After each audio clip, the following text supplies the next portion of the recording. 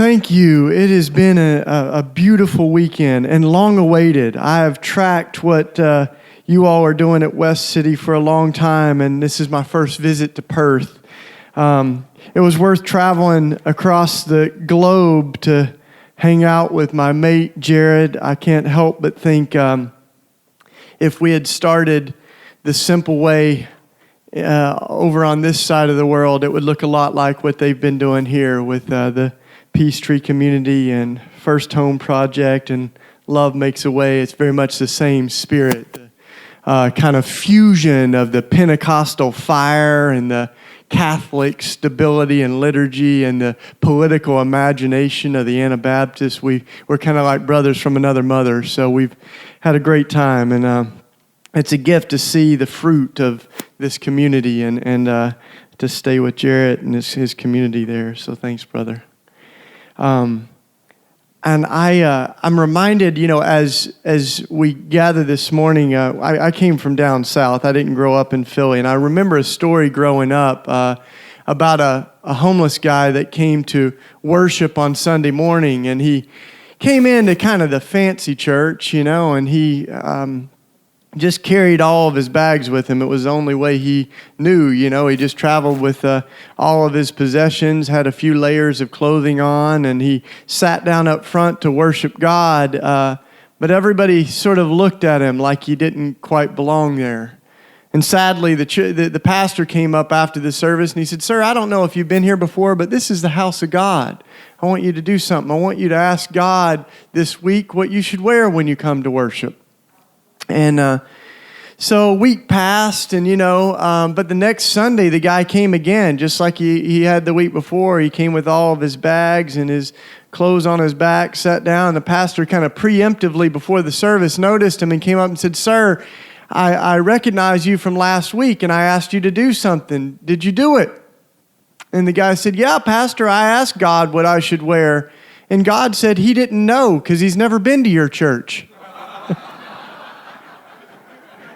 I kind of like that one, But I think we laugh because we know all too well that we've often been good at pushing away the very people that Jesus magnetized. And sometimes we've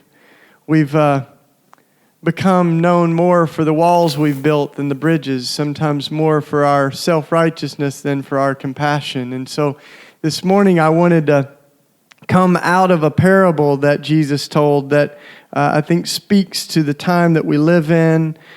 It's an amazing story. I mean, you read some of these stories that Jesus told 2,000 years ago, and they're so relevant to the world we live in. And this is one of those. I should forewarn you, it's one of those that's it can mess with the vibe in the room. It's a pretty heavy story, but I think this is a story for such a time as this. And it's from Luke chapter 16. It'll maybe pop up on the screen here. It's if you've never heard it before, maybe you're new to this whole church thing, and just listen with fresh ears because it's a beautiful story. If you've heard it a million times, listen with fresh ears and lean in. So this is a story of the rich man and Lazarus that Jesus told.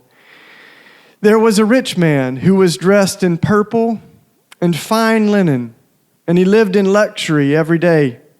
And at his gate was laid a beggar named Lazarus, covered with sores and longing to eat what fell from the rich man's table. Even the dogs came and they licked his sores. Well, the time came when the beggar died, and the angels carried him to Abraham's side. The rich man also died, and he was buried. In hell, where he was in torment, he looked up and saw Abraham far away with Lazarus by his side. So he called to him, "Father Abraham, have compassion on me and send Lazarus to dip the tip of his finger in water and cool my tongue, because I'm in agony in this fire." But Abraham replied, "Son, remember that in your lifetime you received your good things and Lazarus received bad things, but now he is comforted here and you are in agony. And besides all this, between us and you there is a great chasm that has been fixed, so that those who want to go from here to you cannot, nor can anyone cross over from you to us." Told you it was a heavy one, But I heard one pastor say, you've really heard the truth of the gospel when it comforts the disturbed and disturbs the comfortable. And so this is one of those stories that the early Christians actually deeply loved. I have a whole book of sermons that the early Christians preached on this little story. And one of the things that they point out, they have such brilliance as they preached. And one of the things that they pointed out is that there's an interesting thing going on here with the names, because the rich man doesn't have a name and the poor man does. And the early Christians said that certainly would have been noticed, and there's something to that we should pay attention to. Lazarus is the only character in Jesus' parables, in his stories, who has a name. In fact, it's often, the farmer or the king or the widow, and yet in this story, that character is given a name, and his name means the one God heard and rescued. So isn't it interesting that the rich man doesn't have a name? Maybe because it could be any one of us, right? And the rich people, we know their names, right? It's a reminder that we name monuments and corporations and streets and pews, have mercy. Oh no, after our rich folks, but there are poor folks that die without anybody knowing their name, but God knows their names. A reminder that our God is personal and our God knows the names of those who die in the shadows of our world without anybody holding their hand.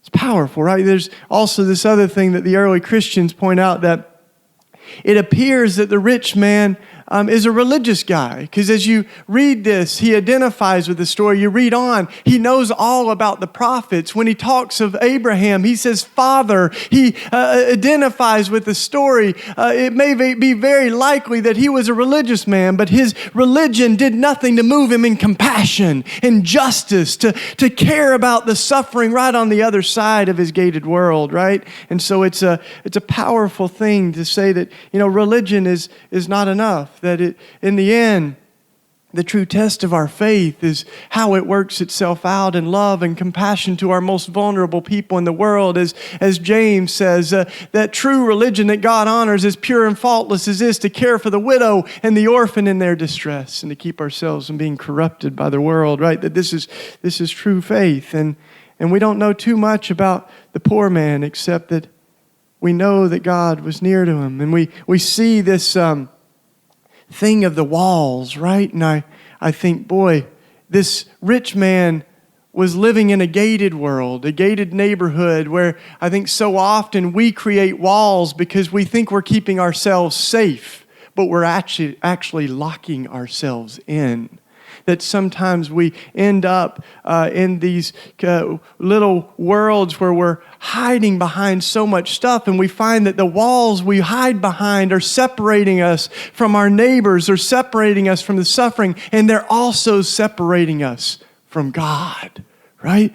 That the wall wasn't good for anyone. It wasn't good for the poor man or the rich man. And the sad thing is the rich man had the keys, right? And it's C.S. Lewis that said, so often hell is locked from the inside. We lock ourselves in. And so I think this parable is an invitation to be set free, right? To live without fear, to get out of our walls and our office cubicles and our picket fences and all the things we hide behind, and see the suffering of the world right now.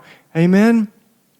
So it's an invitation, I think, to it's a reminder too that in some of the richest corners of the world, studies show over and over that we have some of the highest rates of loneliness, depression, and suicide. We can be some of the richest, loneliest people in the world. And I worked in one congregation in the U.S., and I began to see that I think this story reminds us of this, that it's not just that we have a compassion problem, but I think sometimes we have a relationship problem, right? I asked Christians around the United States, these were all folks that self-identified as strong Christians, and I asked them, did Jesus spend time with the poor? And almost all of them, over 95%, said, yes, Jesus spent tons of time with the poor. Later in the survey, I asked them, do you, as a strong Christian, do you spend time with the poor? And less than 5%, almost all of them said, no, I don't spend a lot of regular time with folks who are suffering. And I began to realize that often it's not that rich folks don't care about poor folks, but that rich folks don't know poor folks, right? That we haven't actually created ramps where we have relationships. So I think one of the most radical things we can do is make poverty personal, to begin with a real friendship, a relationship, and that's risky. You know, it's hard to even know where to start. You know, one of my friends said the hardest part about a marathon is not getting to the finish line, it's getting to the starting line, right? To actually know where to even begin friendships with people who are culturally different from us, who maybe economically has seen the world differently from us. But that's where life happens, right? And Mother Teresa had a great line. She said, "It may be very fashionable to talk about the poor, but still not fashionable to talk to the poor." If we really care about the poor, we know their names. That they're in our lives. We're in each other's dinner tables, in each other's homes. So I think that's the great challenge, that we can talk about justice. We can talk about poverty. We can talk about immigrants. But at the end of the day, we've got to have concrete acts of love and compassion that build these friendships. And that's tricky, you know. And I get to see over and over little expressions of that. I see some of them here in your work and Jared's work and others, and I see, as I travel, I get to see these little communities that are beautiful, radiant lights. I was in the UK, and I visited this one community where it was beautiful, like all people from different walks of life, just in this house that they shared together. And I kept just meeting new people over and over. I couldn't even tell who lived there. There was, and I said, "How did all this start? Tell me about it." And this family said, "Well, to be honest, we were kind of your typical suburban family. You know, it was this husband and wife, and they said we had never been able to have kids of our own, and we kind of found ourselves a little lonely, to be honest, and we just kind of kept getting out, you know, and we were walking through our city one day, and we met this woman who was 6 months pregnant and homeless. She found herself without anywhere to go and coming out of a really difficult situation. And we said, "Oh, geez, well, this can't be. Come back to our house. We'll figure something out." They sort of thought that would be temporary, but they kept living together, and they sort of just ended up hitting it off. And I'm going to switch this up here.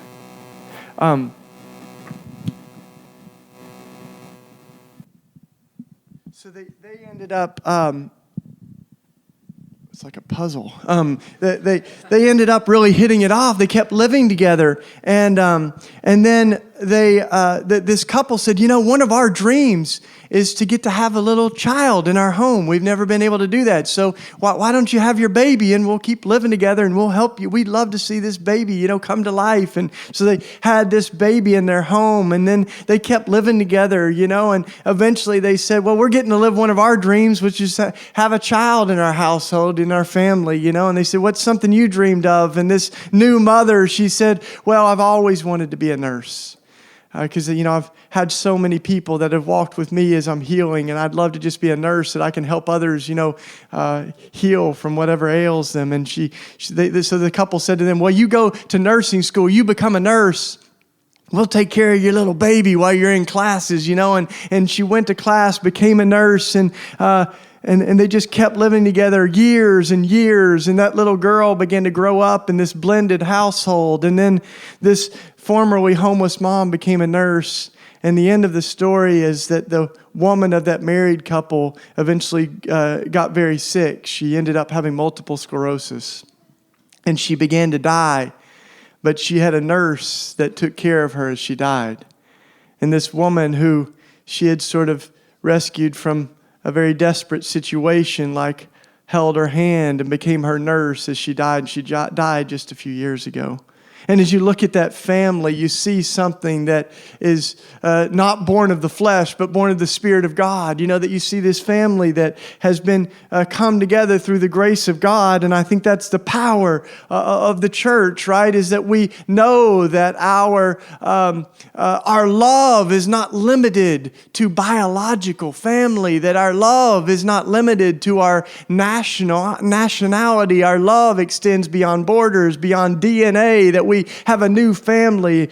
And as Jesus said, who are my brothers, who are my sister, but those who are seeking the kingdom of God, that we're doing this together. So I thought I'd just share a couple of other stories of, we've seen some beautiful glimpses of this compassion in our country lately, especially when it comes to how we welcome immigrants and refugees. It's one of those things that I think your country is wrestling with, and Love Makes a Way has been a beautiful prophetic witness of. But in our country, we have so much hostile language about immigrants and refugees. And yet what's so beautiful is in Philadelphia, the church has come together, and people of faith and conscience, together with our immigrant brothers and sisters, have said, we refuse to let hate hijack the airwaves. We want to see compassion and love. And there's a movement called the New Sanctuary movement in Philadelphia that has begun to respond to the crisis around immigration. And it's amazing because we've got churches and households that have said we are safe places for immigrants. And now our city has unanimously voted to be a sanctuary city and said we will not comply with federal deportations. Our mayor said Philadelphia means the city of love. And so we will continue to be the city of love where everyone is welcome, no matter who you are or where you come from. Powerful, right? And now, as we face possible deportations, we have an emergency response. If there's a house that's raided, an alert goes out and an address is given so everybody can go there in nonviolent resistance and prayerful solidarity to stand against the deportations. I'm proud of our city. When the Pope came to Philadelphia, he had one of our immigrant families share her testimony from the stage with him, and he pronounced the beauty of this new sanctuary movement.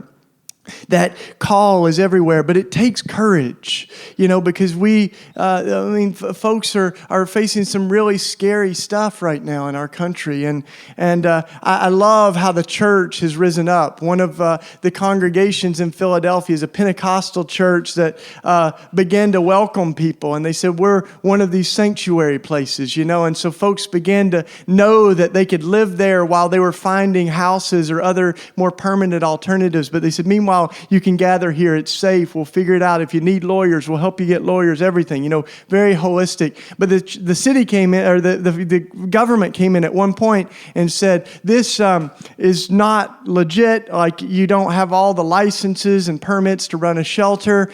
We don't know who all these folks are, so we're shutting this down. And these are Pentecostals. You don't mess with Pentecostals, And they said, we're going to pray about this and we'll meet again soon. So they met back up with city officials and they said, listen, we want you to know that we respect what you're saying. We don't mean to disrespect you, but and you've said that we can't run a shelter. So we're not going to run a shelter, but we are going to be the church. And you should know that the church welcomes people. That's what we do. When Jesus said, when you welcome the stranger, you welcome me. That's what we do. So we're going to be the church. We won't call it a shelter. We'll call it a revival, because that's what this is. It's a revival, right? And you should have seen the news. Like, the news stories were trying to, nuance this, and they're like, the pastor just said they're no longer running a shelter. They're hosting a revival. Back to you, Bob. It was amazing. And they just kept going, So we went one night to the revival, my buddy and I, and we went, and there's, all these families there that undoubtedly would be deported or be, face some really difficult circumstances if it weren't for the love and compassion of the church. And so they're sharing their stories. We worship together, and then we serve communion, And after like 3 hours or so it was about 10 o'clock, one of the pastors goes, okay, that concludes the formal revival services tonight. The next 8 hours or so will be silent meditation and contemplative prayer. Everybody have a good night. As far as I know, that revival continues. You know, that it's that scripture where Jesus said we're to be as shrewd as serpents and as innocent as doves. That I look at that community and I say that's what it looks like, I think, at such a time as this. And I also had the privilege of going down to the border, where we have such, talk about the wall that could be built there. And some folks have even said things as terrible as all we need is just an electrified fence that says, cross this border and die. And yet, in the midst of all of that hostility and hatred, the church has been a beautiful witness down there, and there's a sanctuary movement along the border of folks that are doing all kinds of incredible, courageous hospitality and generous love. And one of the things that they did is they said, we felt like we needed to bear witness of God's love. As we're not going to wait on politicians to tell us how to treat immigrants and refugees. We actually look to the Bible and we see that it says that when we are to welcome the foreigner as if they were our own flesh and blood, because we ourselves were once foreigners in the land of Egypt, that we see this all through Scripture. And said, so we needed to bear witness of that. As Martin Luther King said, the church is meant to be the conscience of the nation. We're meant to wake people up to the compassion of God. And so they said we wanted to bear witness, so they organized a worship service, right, along the wall. And they invited folks on the Mexico side to meet at the wall. And then they were joined by folks on the U.S. side. And they had a worship service over the wall. And they sang each other songs in Spanish and English. And then they said, and then we really felt the Spirit move one day. And we ended up feeling like we wanted to serve each other communion, this beautiful sacred meal. And so they said, we just grabbed the bread and we threw it over the wall and we served each other communion. How about that, right? It says this love doesn't stop at borders or fences or walls. This love knows no bounds. And it's that love that Jesus is doing to form us into a new family, that we can see that we actually, we've got something to show the world right now about the love of God in a world that's so hostile, so fearful, right? That's what's driving our country right now. It's fear and other things too. But fear is part of it. And we know the promise of Scripture is that love casteth out fear. But we also see that fear casteth out love, that it doesn't make much room for love when fear is driving our policies and our rhetoric. And we end up, if you look at history, doing really terrible things when fear drives us, right? So I think it's a beautiful time to proclaim that love. And one other place that I've learned that this absolutely boundless grace of God is from traveling to the Middle East and to Iraq. My first trip to Iraq, as some of you may know, I was in March of 2003. So this month has been the anniversary of that. It was also during the shock and awe campaign, during the bombing of Baghdad, which began in March of 2003. And I was there with an amazing group of people, pastors, doctors and nurses, grandparents. We had veterans, former veterans for peace, so many different folks. And we were there together to bear witness, to stand against the war, to stand against violence, to volunteer in hospitals and meet with families. And one of the things that happened, there's so many things that happened, but as the bombs began to fall on Baghdad, over 900 a day. We lived in Baghdad and saw some of the most horrific things that I've ever experienced in my life. But in the middle of that horror, we experienced light kind of coming through the cracks of all the brokenness, of love kind of moving in between those spaces. And one of the most powerful worship services I've ever experienced was in Baghdad. And it was right on the brink of the bombing, and there were hundreds and hundreds of Christians in Iraq that had gotten together to pray for peace, all different denominations. And during this worship service, it was so packed that people were kind of spilling into the streets, holding candles in solidarity. They couldn't even get in. And the bishops from all the different denominations stood up together in solidarity, and they read a statement that they had collaboratively written. And it was a statement to Muslim people, and it said quite simply, "We want you to know today that we love you, and that we know that you are created in the image of God, that we are made from the same dirt of this earth that God breathed life into, that we come from the same dysfunctional family of Abraham and Sarah." And they said, "We are praying for you, and we're praying for us, that we would remember Jesus." And they pointed to the cross, and they said, this is a time where Jesus shines bright, where we see on the cross what love looks like as it stares evil in the face. We see the perfect nonviolence, the forgiving love of Jesus, a way that we can interact with evil without becoming it. And then the whole place started singing Amazing Grace in Arabic. And my Arabic's not great, so I just kind of hummed along, But then I started getting, it was so moving to hear Amazing Grace in Arabic. And I've got tears rolling down my face. And I kind of beelined forward after the service to grab one of the bishops. And I got my charismatic fire going. I'm like, Pastor. I said, I've never experienced a worship service quite this powerful. And I said, and I'm kind of talking real fast without thinking a little bit. And I said, I had no idea there were so many Christians in Iraq. And the pastor goes, yeah, this is where it started. The bishop says back to me, he says, oh, this is the land of your ancestors. Don't forget that. He pointed out the door and he goes, that's the Tigris River and the Euphrates. Have you heard of them? And he said, the Garden of Eden's right down the street. We can take you there if you want. He said, this is the land of your ancestors. And then he said, you didn't invent Christianity in North America. You just domesticated it. And he said, you go back and you tell the church in North America that we are praying for them. We're praying for them to remember who they are at such a time as this. To remember who they are. And I think of Dr. King as he said that these are extreme times that we're living in. And the question isn't whether or not we will be extremists, but what kind of extremists we will be. Will we be extremists for hatred or extremists for love? And the world has seen enough extremists for hatred. But I think our invitation today is to shine God's light, the light of God's love in this dark world, right? To bear witness. And that doesn't just mean going to war zones. I think sometimes it can be easier to love people on the other side of the world than the people right next to us in our community.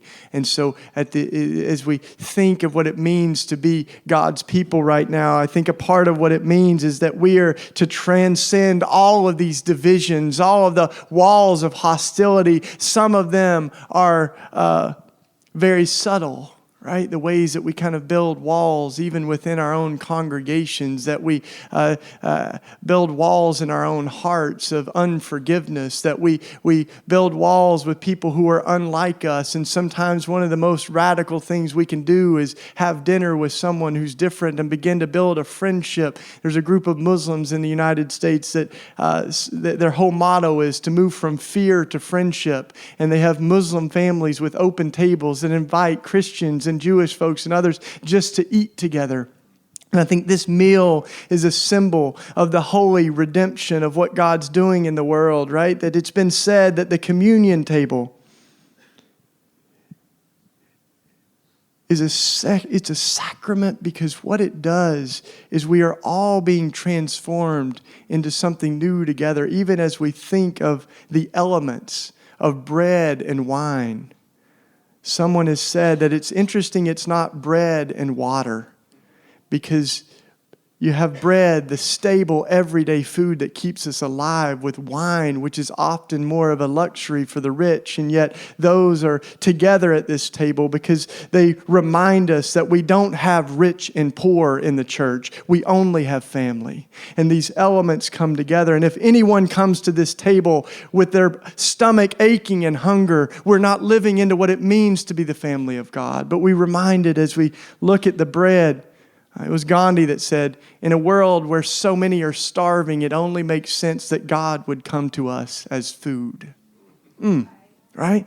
So God comes to us as food. But the other thing they have in common is bread is made from grain that has to be crushed.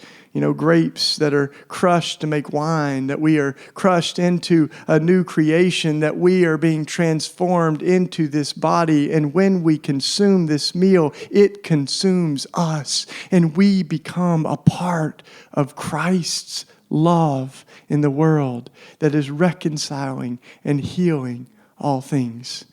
And so as we prepare for communion, I brought you a little audio clip of...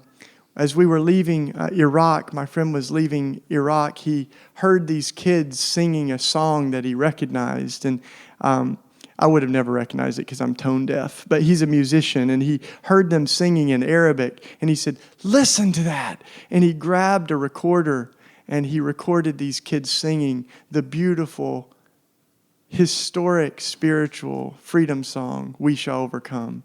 So we'll close and prepare for communion as we listen to the children of Iraq in the middle of the war singing, We Shall Overcome.